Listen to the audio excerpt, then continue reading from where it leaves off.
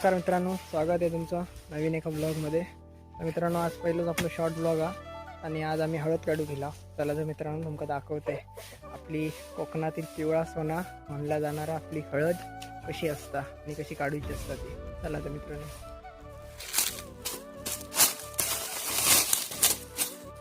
खाली मारायचं बस.